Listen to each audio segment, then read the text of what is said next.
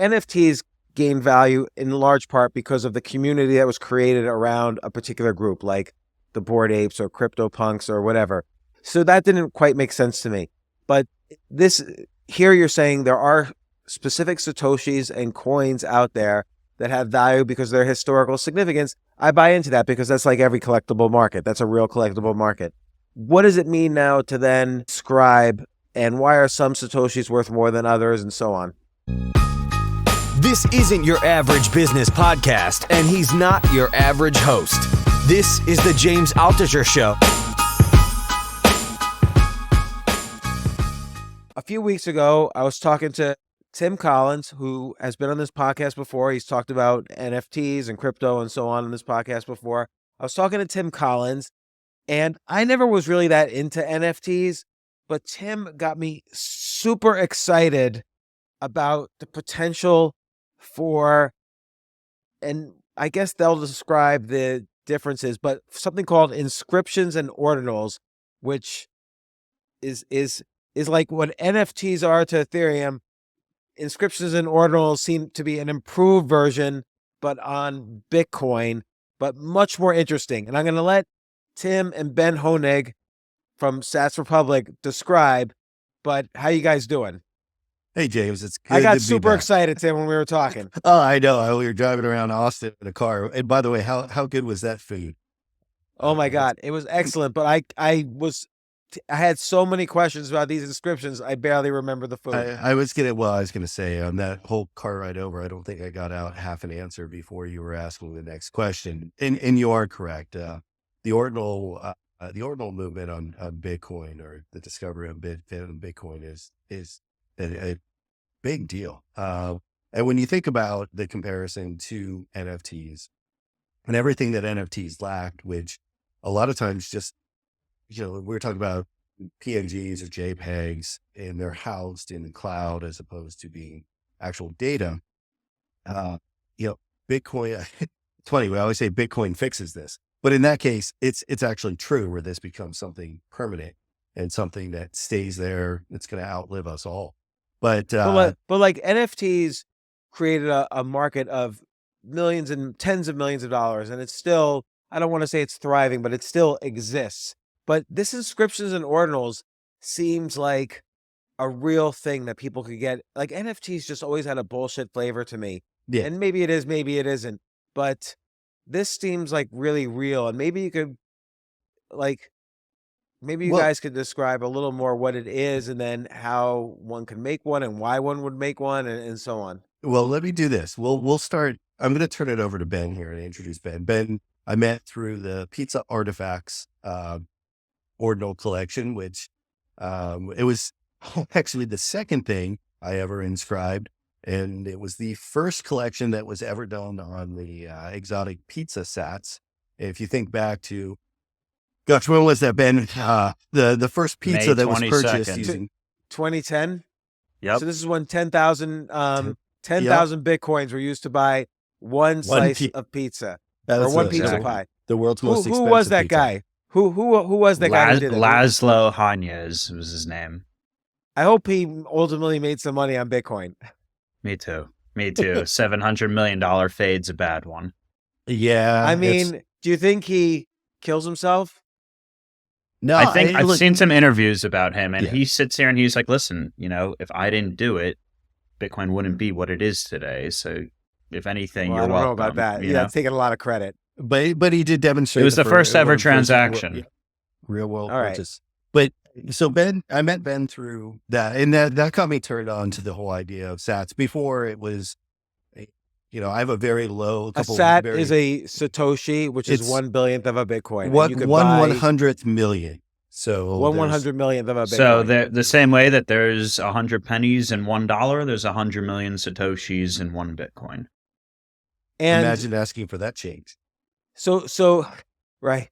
So I have a couple questions. You made an inscription relating to these pizza coins. The Bitcoins actually used in the transaction for the pizza. It's as if I had like $1 that Barack Obama used to ride the subway on his way to voting or something. So this is if I had that Sure. actual dollar. Sure. And so you took a Satoshi from one of these 10,000 Bitcoins that were used to buy in the very first Bitcoin transaction, and you inscribed like a picture of a pizza on it. So what is the meaning of that? What's the value of that? Why'd you do that? What is this? What's an inscription? Yeah, for Ben, sure. maybe you could answer, right? And Ben, Yeah. did you start the pizza project that Tim got excited about? Yes, I did. And I know a mutual friend of ours through the Bored Ape community just from being a part of that previously. Still am. And you but have that's where a we met. Bored Ape NFT hanging right behind you. I do. It's the Rolling Stone magazine. There's a few other from the different ape fests over here. I got to do something with all the memorabilia. Now, do you have an original, speaking of NFTs, do you have an original Bored Ape NFT? Yeah, of course. And I what's that worth actually, now? I think right now, last I looked, the floor is at like 14 ETH, which is yeah. obviously, down from all-time highs big time. But Still I don't know, I was $42,000. fortunate. It's still, I was about to say, 50. ETH is still up. It's still not cheap. That being said, a lot of Ethereum projects are losing a lot of steam, including CryptoPunks right now because of, the big craze in ordinals right now. That being said, I think CryptoPunks have staying power. I think that, Bored Apes are still, Yuga is still the most well-capitalized, NFT company in the world. And, I think that there's hope. I think that, obviously, every company goes through their bumps, but I think what's interesting is that Bored Apes are still always talked about. They're still like the strongest IP play when it comes to Web3. And there's, Pudgy Penguins are definitely giving them a run for their money, but everyone knows what a Bored Ape is still. So I think they're But still culturally relevant. I always thought there wasn't anything truly artistic about NFTs or like, okay, there maybe is some value, some utility, like maybe they could be used as tickets or, I was trying to think of use cases for NFTs. This is another topic. We've talked about NFTs, but there's something that seems intrinsically interesting about inscriptions and ordinals to me. And also, by the way, for Bitcoin miners, this is very interesting. It's a new revenue source now that the halving is going to cut their revenues in half. So maybe like what's Yeah. maybe describe what this pizza inscription is, and then we can start from that. For sure. So what I'll actually start with initially is, what are ordinals and how does this all work? So essentially, there's a Bitcoin dev named Casey Rodamore who invented something called ordinal theory. And what ordinal theory does is it's a lens into Bitcoin, meaning it's built on top of Bitcoin's pre-existing, protocol. And what he's done is he's created a protocol on top of that assigns numbers to each individual Satoshi, starting from the first one to the last one. So, you have the Genesis block that Satoshi Nakamoto mined, and every single Satoshi in each Bitcoin is assigned an individual number 0, 1, 2, 3, 4, 5, 6, and so on and so forth. Up to 21 million. Yes. Well, remember, each Satoshi then- 21 million times 100 million. Yeah. Is the number of Satoshis. Correct. And they're numbered. Correct.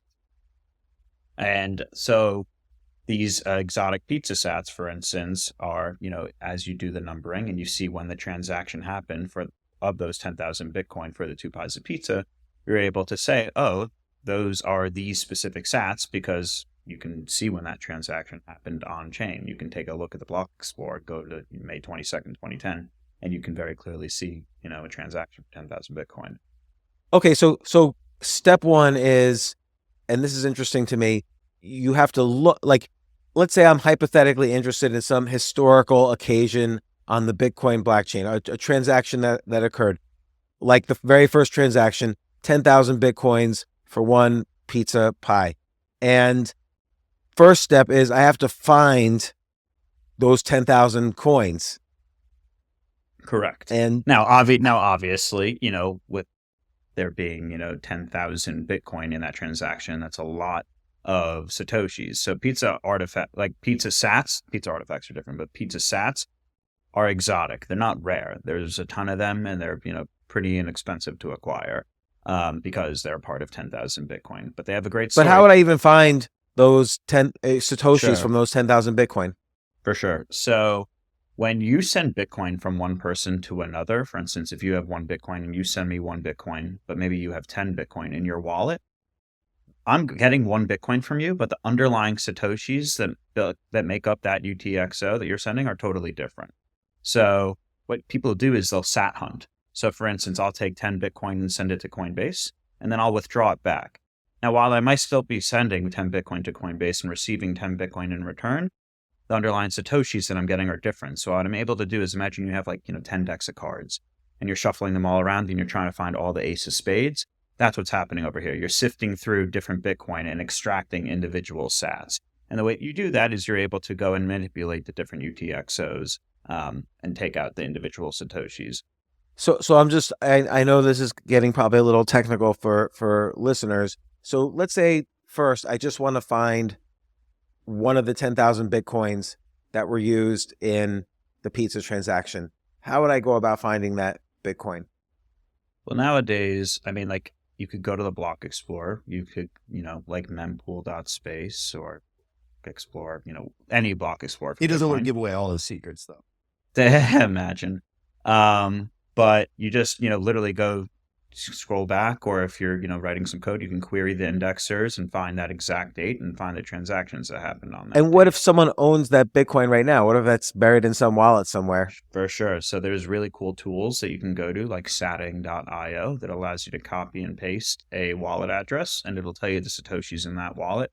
Another great place to go is a rare sat marketplace called Magisat, magisat.io, and you can put your wallet address in there, and it'll show you the actual rare and exotic Satoshis in your wallet. And these can be pizzas, or for instance, a really popular one are the Block 9 sats or the Block 9 450Xs, which are the first transaction to ever happen on Bitcoin, period. This is when Satoshi... So that's Satoshi sent money to Halving.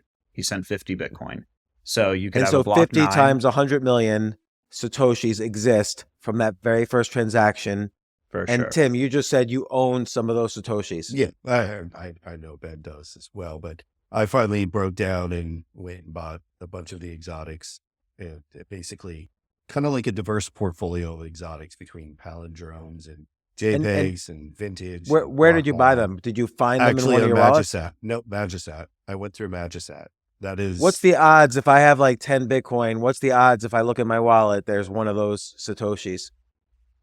Not high. That's the thing. A Block 9 is incredibly difficult to find because those are so early. Those are mostly on dead wallets that just haven't moved in years. So to actually get one in circulation, it's not easy right now. You've got obviously, the fact that a palindrome or an alpha. For or sure. Something along For those sure. lines. And uncommons are a little bit easier also. A palindrome being not... Remember, each Satoshi is numbered. So that number is just a palindrome, same as it forward as it is backwards. So the Satoshi number is the same forward as it is backwards. So every Bitcoin, all 21 million Bitcoins have palindromes, have repeating numbers, and the whole thing. They're given a SAT number, and that SAT number could be a palindrome, or it could be an alphanumeric palindrome. But specifically, though, this block 9 Satoshis are Satoshis that were in one of those first 50 Bitcoins. How do you extract the Satoshi from the Bitcoin? So Satting and Magisat both have really easy to use tools now where you can just connect your wallet and it'll automatically, with a very pretty user interface, you can literally just click on the SAT type, click isolate, and it's done. Yeah, you can either isolate what's going on. Yeah, exactly. And obviously, it might get a little too technical for the audience of what's going on behind the hood. But what's happening is essentially you're rearranging different sats and splitting up different UTXOs to reorganize these and kind of move the position of each sat within a UTXO. And for people that don't know, a UTXO is an unspent transaction output, which is money that you have yet to actually spend from your wallet. So there's two things interesting. One is this underlines the difference between Bitcoins and a dollar. Like I can't take a US dollar and give you the exact pennies that come from that dollar. It just so happens a penny is worth 1/100th of a dollar, but a dollar isn't made up of 100 pennies that I could then pull out and spend individually. Like a Bitcoin, you could actually take it apart and pull the pennies out of a Bitcoin. Mm-hmm. So that's interesting. Yep. But the other interesting thing, like take this Block 9 thing or the pizza transactions, is that and this is a big difference between inscriptions and NFTs. It seems like there's what makes something valuable, like what makes a specific Satoshi valuable, is almost its historical significance on the blockchain, on like Satoshis that came out of that first transaction. It's almost like Satoshi touched them, and so He did. it's a real collectible. Yeah. For sure. I mean, It he has did. Yeah, historical that's and why cultural. they are collectible, because he did. Those were in his wallet.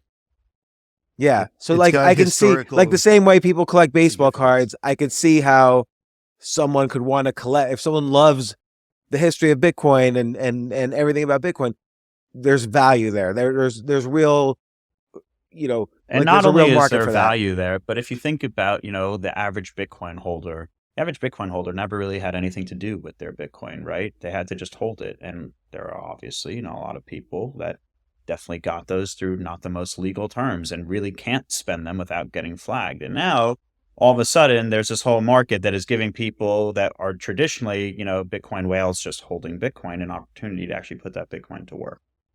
Because some of these, collections that people are buying and selling, similarly to the NFT boom of 2021, are skyrocketing. For instance, I see. So somebody who just wants to hold on to their Bitcoins forever can say, hey, I'll trade you some of these exotic or rare Satoshis for some amount of money that you give me for 1,000 regular Satoshis. Exactly. It's like if you were buying, a penny that George Washington held.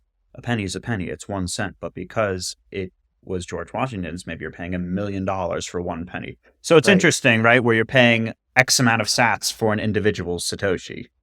Like, remember the wheat pennies? I remember growing up as a kid, you'd always try to collect the wheat pennies. Hey, these are worth more. Or Right, like I saw Indian head nickels.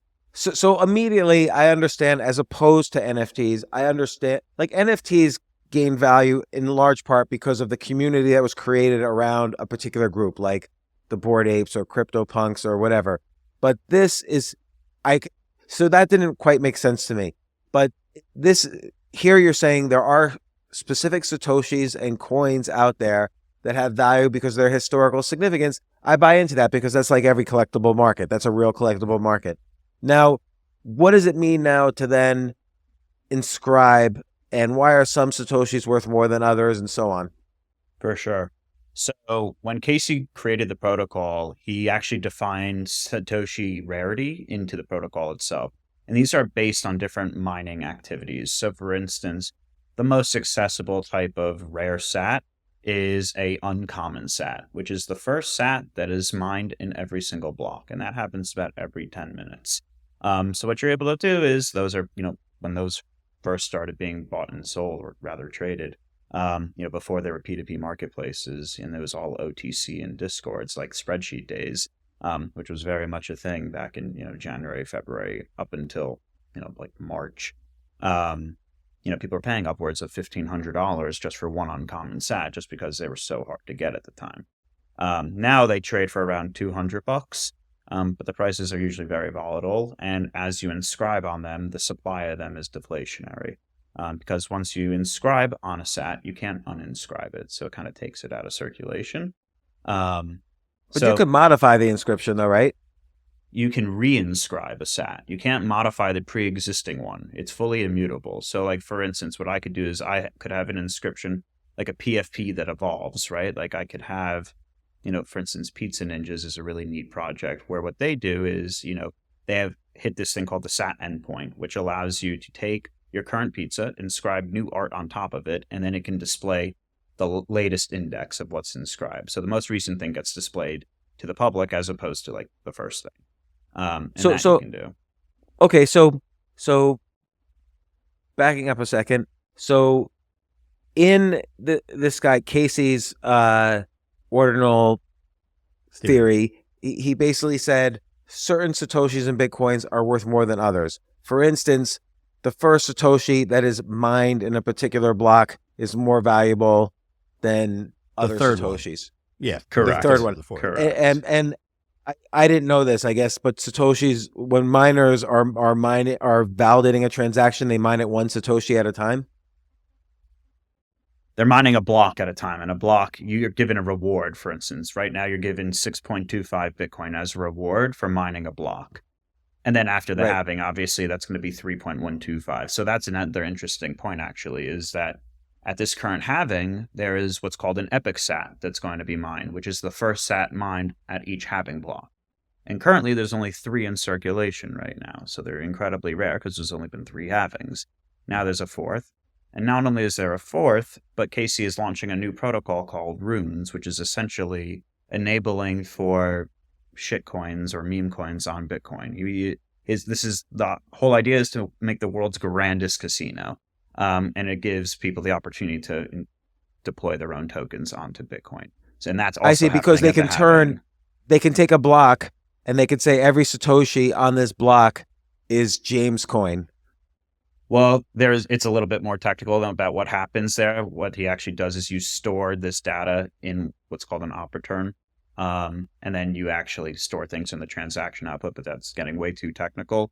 But that's coming out at the halving along with an epic sat being mined at the halving. And this epic sat is likely going to trade for anywhere between, 2.5 upwards to $10 million. Because there's only 4 that exist. To give you an idea, some other very expensive ones that have previously sold, there's what's called a rare sat, which is the first sat that is mined in each difficulty adjustment period.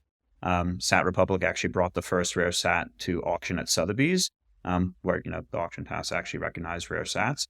And we sold that for 2.7 Bitcoin. But what's also really cool is that what's called a black sat, which is someone pretty much took the narrative and said, well, why does it have to be an uncommon sat if it's the first sat that's mined in each block? What about the last sat? And those are called black sats, and they've caught, a pretty crazy narrative, and the community has kind of like really bought into it. And Casey Rodamore gave them his blessing of it being cool, and as a result, they're very much a thing. And the first ever black rare sat from 2009 actually sold for like 4 Bitcoin in that Sotheby's auction. So people are paying real money for this. You're talking about things that are going for $250,000 that are 1/1,000,000 of a Bitcoin. 1/100 millionth. Or 1/100th million. I always mess that up. So and we're not even at the inscriptions yet. We're just talking about valuable Satoshis that are valuable for historical reasons. Yep. And so what's the point then? So there's a market for that. The community plus this guy Casey has sort of decided which Satoshis are more valuable than others, and it sounds like it makes some common sense, like the first one, the last one, palindromes, maybe other unique numbers, I don't know. What are inscriptions then on top of this? Yeah, so inscriptions is essentially, this whole idea that Ordinals really enabled, which is taking advantage of the witness data in a Taproot wallet and allowing you to essentially store data within transactions. So if you're a miner, you can store up to a 4 megabyte file on a specific sat. And then if you just to do like relay issues on the network, or relay, I wouldn't say issues, but just like relay permissions on the network, you can only do up to 400 kilobytes as like a regular person who's not a miner. But you're able to store arbitrary data on an actual sat. So for instance, if I take an image and I take like a regular JPEG and I have it under 400 kilobytes, I can store that as a whole string of text. A base 64 image is what it's called. And you put that on a sat. And then through any web browser, you're able to display that just like you could anywhere. And that's not just images. Yeah, so sorry to interrupt. I just want to make an analogy so everybody kind of understands. So if I Venmo you $1, I have to say what that dollar's for. Like, oh, I Venmoed Ben because I bought a pizza from him. I have to put that in the Venmo transaction. That's like the metadata of this transaction. And an inscription is sort of like the metadata I'll give of a Satoshi. I'll give you a better analogy. Sorry to cut you off now. I'll give you a better analogy. Please cut me off. Don't be sorry. Don't be sorry. Don't ever apologize for that. So the best way that I have found to describe this to people is, imagine I gave you a penny, and traditionally you have Abraham Lincoln on the front and you have the monument on the back. Now, let's say I give you this pen, and the penny is, let's say it's rare, it's from 1776 or whatever, right? Let's say that same penny doesn't have Abraham Lincoln on the front and it doesn't have the monument. You just have this copper coin from 1776. That's the rare sat. You can view the rare sat as a canvas, right? It adds to the narrative of what you're putting on it.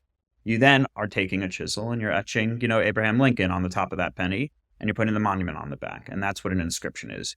You're putting data onto the sat, or And And does that make why sense? does why do we need inscriptions? Like, why isn't just the market for rare or exotic sats interesting by itself? Because there's a lot of things that you can do once you're able to store data on the network, and especially not just the network, but the Bitcoin, the most decentralized, most secure network in the entire world. Whereas opposed, like that's the whole value add here, is that you're actually storing data on chain on Bitcoin, as opposed to, for instance, like a Bored Ape is stored on IPFS. And what's IPFS? It's a bunch of Amazon servers, Same thing And with if they Arweave. go It's a down, bunch, it's gone. or Filecoin. It's all just distributed, servers. This isn't Bitcoin. This is actually stored on every single person who's running an ordinals indexer. It is being stored on their node. So it's fully on chain, and that's the value add here. And what's neat is that this doesn't apply to just images, right? I can store code. I can store JavaScript. I can store HTML, CSS, any language, and I can have them all interact with one another within this sandbox of the Bitcoin network. So James, you you can could create do a book. on-chain programs. You could do a book like that, and it can never go. It will never go away. Unlike if you were to put a book onto an NFT that was stored at Pinata or IPFS. If those companies go out of business, your book is gone. Yeah, like if Filecoin It's different this way. disappears as a coin for whatever reason, millions of NFTs are gone.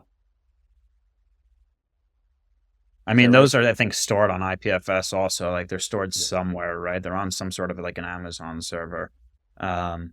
But Inscription, like those aren't, those aren't stored on the coin itself. Like it would be on like, if Ethereum disappeared one day and you weren't able to access the smart contracts, and you weren't able to see if you ever take a look at like the Bored Ape contract, you see that each Bored Ape has what's called a token URI, and that's just, or token URL, and that is just referencing an IPFS address that is pulling in an image or pulling in the JSON of the metadata. But like if I wrote a book and inscribed it on one Satoshi, then, or let's say I took 10 consecutive Satoshis and made a book, like that's a book, and then I guess I could use 100 million Satoshis to print like, a million books then. Yeah, 10 million books. And so I can make a whole publishing company where books are just stored on Satoshis. Sure. I mean, you could do that. You could obviously, listen, you could probably get a book down to like 400 kilobytes for sure. But if you can't, what you could do, which is also interesting, is you could inscribe each page of a book and then do what's called a recursive inscription, right? So what I can do is let's say I inscribe 1,000 pages of a book, and then I have another inscription that says, okay, reference all 1,000 of these inscriptions and make me, with JavaScript, a fun animating flip book. And I can just take those images in, and then fully on chain, you have like an animated, book that's pulling in the previous pages. And what's cool also is that people can own a page of the book, right? So it's like, if you wanted to might be an interesting idea in case you wanted to sell a book, instead of people buying a copy of the book, you mint it out. People can own an individual page. You can actually own the page of the book. And then you're actually distributed this other, inscription, which allows you to render the entire book. That's just an idea I came up with off the top of my head, but it's something you could do. I haven't seen anyone do it. Let's say Warren Buffett was gonna, not that he was interested in Satoshis or Bitcoins at all, but let's say Warren Buffett was gonna put a stock pick on a Satoshi and auction it off. That's potentially something that could be valuable, for instance. Sure. And it's something that's if Warren on the Buffett blockchain says this forever. is it. Yeah, Yeah. If Warren Buffett actually came out and said something positive about crypto, that'd be one thing. If he actually came out and said that, he inscribed his pick on a sat, that's the provenance right there. And potentially, like newsletter companies, like Substacks, they could be all, you could put a newsletter, I'm just thinking, what's the use case? Like, is there any everyday use case? So right now, I see there's artistic use case. Like, okay, we're gonna get this historical Satoshis from these historical Bitcoin transactions. We're gonna make some image on it to give it a little bit more artistic value, and now we're gonna sell it. What are some other things that could happen with? Honestly, so what's when we neat looked also at NFTs, like with birth certificates, college graduations, high school diplomas, work much better on a SAT because they're all unchained and you don't have to deal with Amazon web server going down and all of a sudden I don't have access to my data anymore. Right. And it seems like it's less friction to find. I mean, it could be in your Bitcoin wallet. Yep. Very simple. Sorry, As opposed to an cut you NFT. off, Ben. No. I know you had some other ideas too. It's what I would say is it's a more true form of an NFT because of its immutable provenance on the Bitcoin network. And the truth of the matter is Ethereum going to be around forever? Probably. Like Ethereum is obviously an incredible, smart contract platform. That being said, there's Base, there's Arbitrum, there's Optimism, there's all these L2s, there's Solana, there's Sui, whatever the hell there is. And I have no idea what the hell is going to last in the next 10, 20, 30, 40, 50 years. But I definitely can assure you that Bitcoin will be here. And that's why it just makes most sense. If you're going to store something on chain, it might as well be on the most decentralized, most secure network in the world, which is the king of all cryptocurrencies. What's neat in terms of like an everyday use case and more than just, inscribing images is, back to things you can do with code, for instance. Long form generative art has been really having an interesting moment as well, because what you're able to do is that people have inscribed, for instance, the P5JS framework on an individual Satoshi. What you're able to do is, as an artist, you're able to code your generative art and have it reference that P5JS inscription. The same way if you are writing code on your computer and importing P5.js from a library, you're importing it the same exact way, but it's all on the Bitcoin network, right? So it's not hitting any external sources. And you can do really neat things like you can reveal the art or have the seed to that generative art be a specific block, right? And have a delayed reveal, for instance. So like, let's say we're minting at block 840,000, which is the halving. I can make it so if maybe I have a collection of 100, one is going to reveal at 840,001, 840,002, and a fully on-chain delayed reveal with the block itself being, the seed, which is like, I think really, really cool. There's other use cases as well. People are making, like MIDI systems so you can generate music on chain. I mean, like, we're at the tip of the iceberg right now. Like this has only been around a year. And so like, what do you see? Like, let's say someone's listening to this, doesn't quite understand everything you're saying. How can they think about this in terms of like, I want to get involved early in this because I didn't with NFTs, and what's something creative they could do? What are creative? How are you making money right now with this? Other than your company. Yeah, for sure. Yeah, for sure. Obviously, like we've definitely generated revenue, building SatScribe, which was the first inscription platform for rare and exotic sats. Obviously there's tons now, but this was in June when we launched it. Obviously Pizza Artifacts do well, and we have this new platform that we're rolling out. So with the pizza one, you took rare sats, like the first sat from one of the 10,000, that was Bitcoins. Exotic sat. They're exotic sat.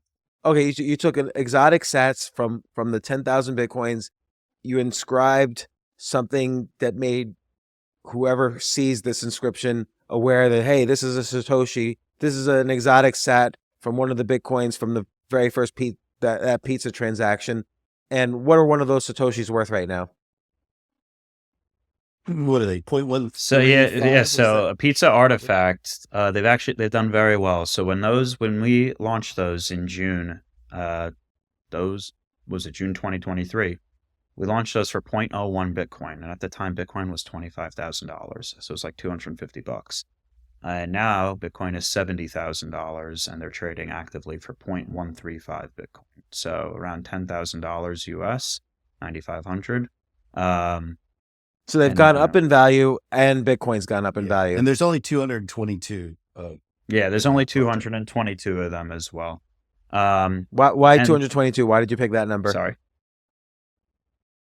That is a very good question. It had to do, so it's really interesting. So it was partially like we wanted like a fun number, like 222, and like the 21 million is obviously a significant number when it comes to Bitcoin, but like having, like 210 felt weird.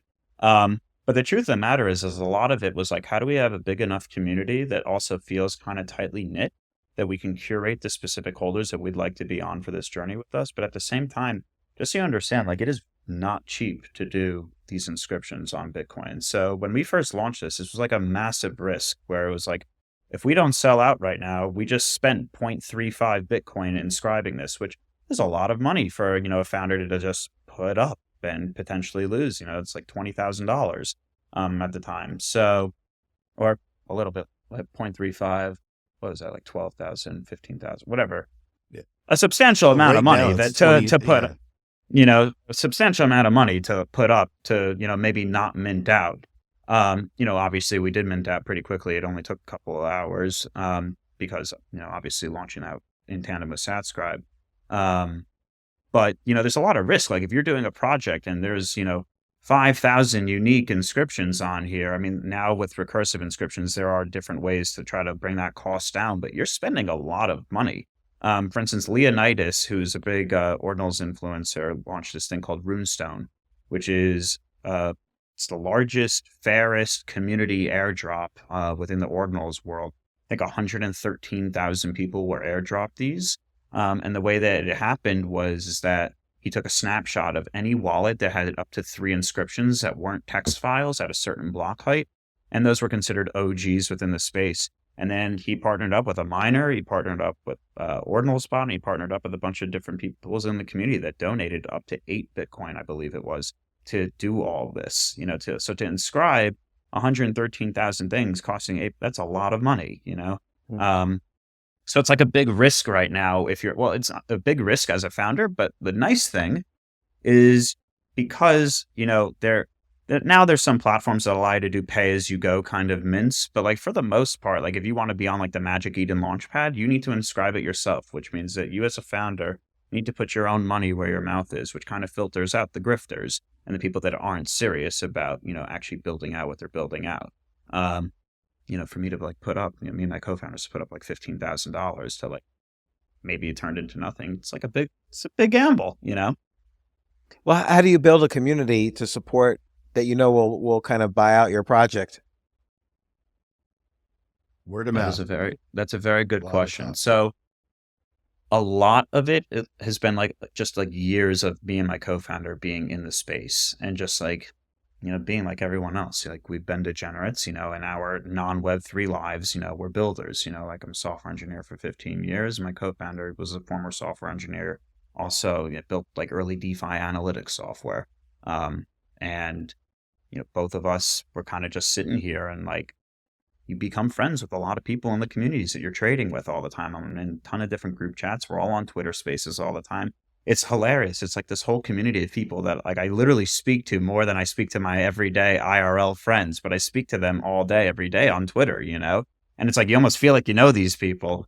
And you just sit on these Twitter spaces long enough and all of a sudden you have a following and you're like I said, you're trading together and it's like, listen, I'm building something and everyone's kind of just like down to support because, I've posted pretty good calls that, we've made money. I've obviously posted some that haven't, but like, like everyone's kind of feeding off of each other and everyone's just down to support one another. And also, I don't know, I've been here since January, like literally since these were a thing. And there's a very small community of founders that came from that time period. And we all know each other and we're all like pretty good friends with each other at this point. So it's like, we're all down to support and help one another out. Like that's the very interesting thing about this community is that everyone here is really down to support one another. Like if I pretty much I could tell you any founder that I've interacted with in the past, if they tell me something's minting, I'm minting it, like anything to support them because they've done the same.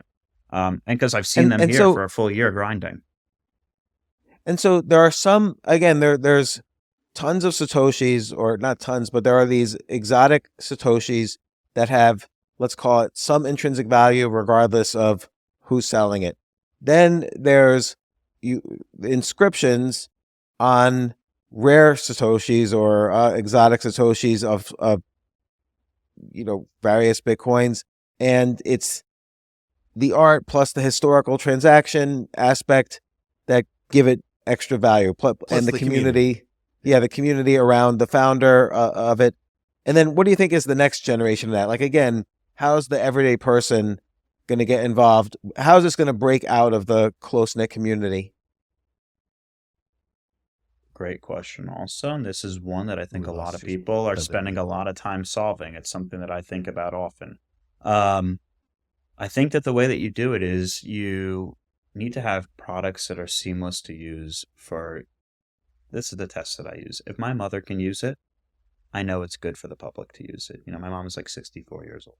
She probably would hate me saying that on a podcast right now. But No, whatever. I agree with you completely. I but think I I think know, that's the litmus test for crypto in general. By the way, it's 64-year-olds, which no one listens to.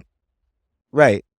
But it's better now. I'll tell you, having this conversation in like, let's say 2017 or 2016, I felt the Bitcoin community didn't want 64-year-olds to use it. Like everybody was quote unquote hodling. They had their own language. And if you didn't speak, it's like internet For users sure. in 1993 when AOL opened up internet news groups to their members. Everybody, all the academics on the internet were very upset. And I feel crypto has morphed now into people understand that you need wide use of a currency in order for it to be used. It needs to be simple to use. Well, I think that this is, you know, one of those aha moments where a lot of builders like myself are having, where it's like, okay, this is finally another opportunity to really like start over again, really bring Bitcoin to the masses. How do we do it? Oh, no one really understood buying and holding. But now if I tell you there is like really serious collecting of art that you can be doing on here, and not just art, but like so many other use cases, you know, membership to clubs, you know, like Tim was saying, you know, like different certificates and things like that. Now that there is actually a use case and an opportunity to actually put your Bitcoin to work, you know, you have these moments where it's like, okay, well, how are we going to make it super easy to do that? So, you know, for instance, like I said, I've been building mobile apps for the past 15 years. That's kind of like my bread and butter. Make the kind of dumbing down hard to understand concepts and making them a little bit more palatable. And that's what I'm focusing on right now, is building very strictly mobile first infrastructure. Everyone goes to the web and everyone likes to do like a Google Chrome extension or a website.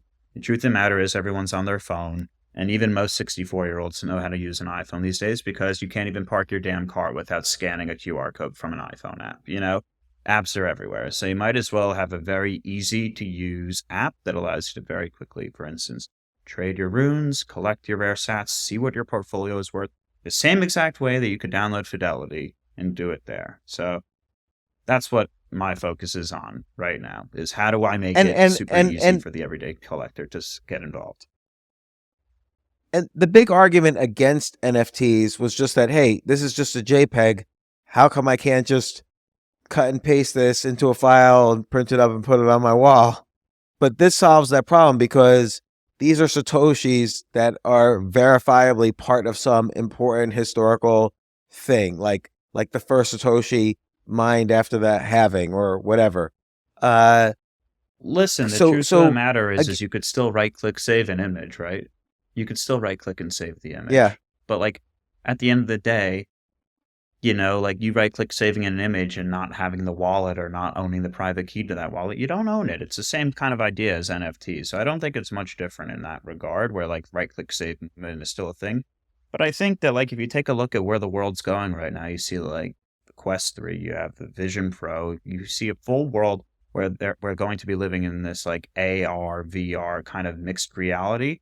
And eventually that's going to gravitate to like a Google Glass, which was a little bit premature for its time, where you're able to actually, you know, see, I could walk down the street and see digital ads on a building the same way if I'm watching like a hockey game, I can see the digital ads around the boards, you know, like we're about to be living, and especially with Neuralink, like all these things sound crazy, except for the fact that it's, you know, you're seeing a guy with cerebral palsy playing, you know, chess with his mind, you know, from Neuralink's latest video. And then you realize very quickly, oh shit, I don't know if I'm allowed to say that on this, but like, this is where we're going. We are going to a digital first world, and, you know, owning something in the digital, like if you ask a kid right now, what would you rather do? Would you rather like own something in the physical world or buy something in Roblox? They'd rather buy something in Roblox, you know? Right. But the difference with the NFTs and the inscriptions is that literally the canvas you own it on, an inscription on, has value, because that canvas is a very particular Satoshi in each case. Yes. Whereas the NFTs, That's the true. I mean, like, that's canvas the fun thing. They're never is going not to that zero. important. As Bitcoin goes up, the value of a sat goes up, right? You know, that's just the way that it works. So like, Yeah. they're technically, unless Bitcoin And the goes to value zero, of they're these not rare going to sats zero. go up more. Right. Yep. So I'm just Correct. wondering, like, what's the range of creativity? Like, I bet you there's going to be an opportunity where some artist or somebody who's creative in some other way is going to come up with an idea of inscribing that's going to have value outside of kind of the crypto Twitter community where everybody knows each other. Like, I feel like there's going to be a growth point here that didn't happen with NFTs. It's so I- early that it's much more possible. Also, you have the learning curve from the NFTs. You can see where a lot of projects went wrong, where some projects went right. The other thing in order to support some of these early movers is we're seeing a lot of airdrops in order to reward early adopters of ordinals, the upcoming runes, exotic sats, rare sats, and common sats. So we are seeing like the early project founders saying, look, if you've supported me or if you just supported the community, I'm going to reward you just to keep the community growing. We split a little bit in NFTs, not very much. It was very much this community is closed and this community is closed and this community is closed. And you got to buy this in order to be part of our club.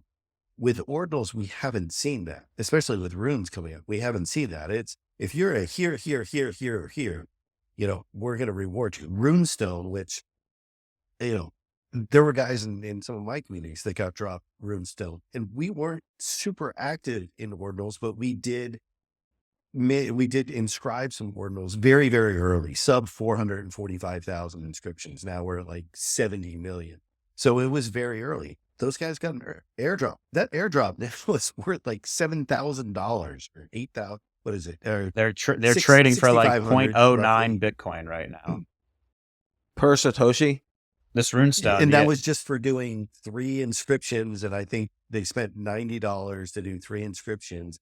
And now they have an asset that's valued at over $7,000, $6,000. Obviously the value change. And they're in line to receive some upcoming additional airdrops, it looks like. So this community is very supportive, very different than NFTs. I went on this site, Ortiscan, and it says basically there's like 68 million inscriptions. Who are these 68 million people, or not people, obviously people are doing more than one inscription, but like who, actually I'm looking at all these so pizza a lot ones. of these Are these yours? inscriptions, I don't know. If you're looking, we are defined like as an actual collection. If you search pizza artifacts on Ortiscan or on Magic It's Eden, PIZA. anywhere like that, oh no, this is You're gonna want to look at PIZZA. pizza artifacts, PIZZA. We spelled pizza the right see. way. These people are trying to just make money off you, maybe. That's basically what it is you have some of these.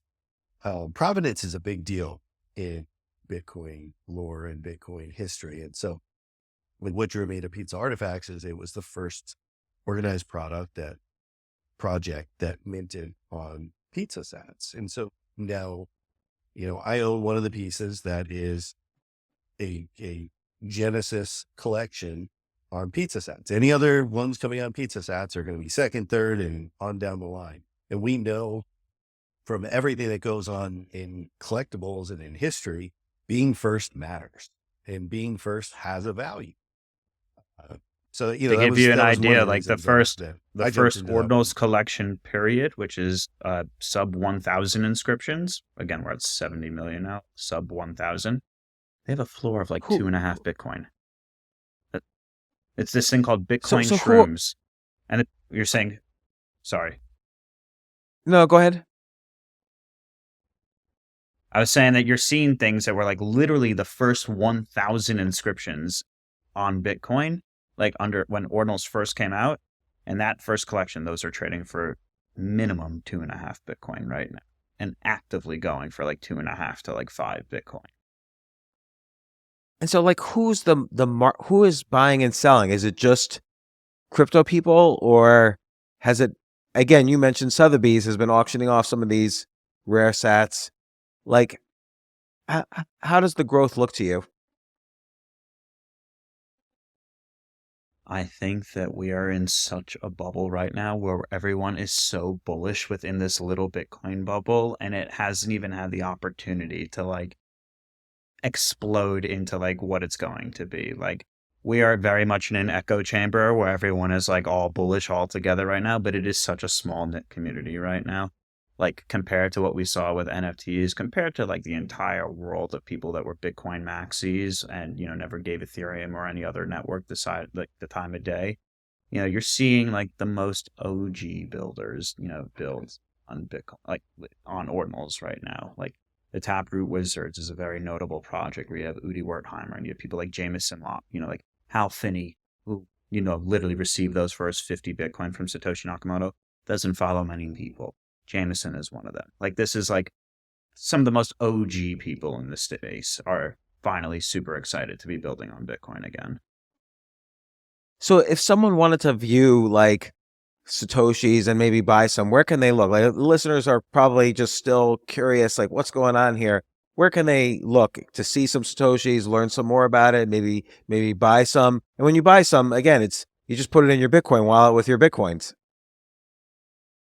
Yeah, exactly. So, I mean, there's a bunch of tools now that make it super easy. You know, obviously, we built SatScribe that allows you to just click what type of rare Satoshi you want. You can either buy them individually or you can scribe on them. Another great marketplace where you can kind of do like a P2P trading, kind of like an OpenSea from NFTs, but for rare sats. Magisat is a great one. Magic Eden is another great one. Luminex is a great platform for doing parent-child provenance, which is something we didn't even get a chance to talk about. But long story short, you know, a Bored Ape is a Bored Ape because it's attached to the Bored Ape contract. What you're able to do on Bitcoin is, if you're an artist or a founder or whatever, you can inscribe what's called a parent inscription and then have children inscriptions that on chain connect to the parents. So you can actually see the whole family tree on chain, which is as true of provenance as it gets. Yeah, I would say those 4 places: SatScribe, Magisat, Magic Eden, Luminex. Yeah. Or Ordiscan is a great place. Or.io is a great explorer as well. Xverse wallet is probably the most popular wallet right now to use. They support rare sats. Magic Eden wallet is a really good one too, that they've rolled out. Those are like the main 2 that I would say are really dominating the market right now. There are other ones like Leather Wallet, Unisat, OKX has a wallet too, but I would say my recommendation, if you want to get your hands dirty very quickly without having any issues, because Xverse supports rare sats, not all wallets do. So does Magic Eden. They support inscriptions. They support separating your wallet into Bitcoin like an actual payment address versus a ordinals or a runes or a rare sat address. Xverse, I would say, is the way to go, or Magic Eden. I think that answers my next question, which is, how do you know when you have some Satoshis in your wallet and you're spending some money? You're not just spending one of these like incredibly valuable Satoshis. You want that wallet that splits it for you. Yeah, exactly. Which Xverse and Magic Eden do that. Yep, exactly. So right now, I could basically go to some marketplace, buy a rare Satoshi, spend a little bit of money inscribing it, and then saying, hey, I have this inscribed Satoshi that I made. Does anyone want to buy it? I could put it on some marketplace and see if there's a market for it. Yeah. Yes. Or you could just buy the rare set or exotic set, not inscribe it, and just hold it. And let other people inscribe it. You can just hold it. Exactly, because they're deflationary, right? Yeah. So the more people that inscribe them, the more sequestered, or rather, the more inscribed they are, the less there are in circulation. You know, so like one of the plays that I've made is I have I have a bag of uninscribed uncommon sats. I have a bag of uninscribed block 9450Xs, which maybe I'll do something with them in the future, but for right now, I'm just holding them as virgin sats, so to speak. So like a bucket of, let's say a year ago, you bought a bucket of rare sats or exotic sats or whatever. How much has it gone up percentage wise in the past year? Like just rare sats. It depends. It depends. It depends. For sure. It depends on when you bought them, obviously, because it's insanely volatile. I would say if you bought them at around 75 to $130 right now, you're, even give or take the day. But there is a time period where Commoners, which was the first ever collection inscribed on uncommon sats, took 10,000 uncommons out of circulation, and the price ran up from $130 to $800 in about an hour. So like there are different catalysts that I would say change the volatility of that right now. It's also, like I was saying in the beginning of the podcast, that it was significantly harder to acquire them, which when they were more expensive versus now, where we have peer-to-peer marketplaces like Magisat and Magic Eden, where you can very easily buy and sell these, and the free market has dictated the price. So if you bought at the top, you're definitely down right now. But this is very much like a long-term play. But also, again, the average person, even involved in crypto, doesn't know anything about this. Even though it might be common in your community, I can tell you, like, I'm involved in crypto every day, and I don't really know that much about the whole ordinal world. And so if this becomes a thing, which it is already, I mean, there's 70 million of these inscribed, but if this becomes a thing where people know it the way they know NFTs, then these rare sats that are worthy of inscription will go up in value. Yep. I mean, that's my bet. Yeah, nothing is obviously guaranteed. Right. And what projects are you working on now with these inscriptions? Like, what's the type of project you're working on? Yeah, so the most recent one, we actually have it launching on April 15th on the Magic Eden Launchpad. It is called Runevo, which is a pre-runes ordinals collection. So what you'll be able to do is Pizza Artifacts are getting an allocation to this, and people are able to mint them. And they're able to collect this as an ordinal before the halving. And then holding that, we're rolling out 2 massive mobile-first infrastructure platforms that can't talk about just yet, only because we're launching them at the halving, which is give or take April 18th, 20th. We'll see. But what I can say is that Pizza Artifacts and Runevo owning those will have a lot of utility within using those platforms. You'll be able. Why to is the halving important for transactions? This? Is it related to the halving? Yeah, it's very important. Yeah, it is. So Runes, the protocol that enables this whole casino of meme tokens and utility tokens on Bitcoin, is going live at block 840,000, which is the halving block.